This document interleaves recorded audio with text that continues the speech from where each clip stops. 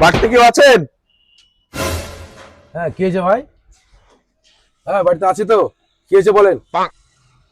আমি সরকার থেকে এসেছি আদম সুপারি করার জন্য। ও আচ্ছা, আসেন আসেন, বসেন।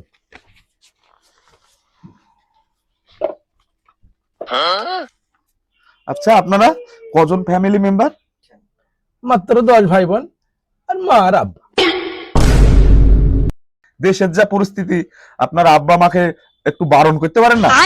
আমি আবার কি করে বারণ করবো? আমি তো 10 নাম্বার। আপনার আব্বা কোথায়? আপনার আব্বাকে ডাকেন।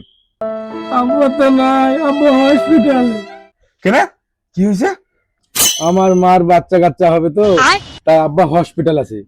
ঘরে মিষ্টি আছে, দুটো মিষ্টি। দূর আদম সুপারির গোষ্ঠী।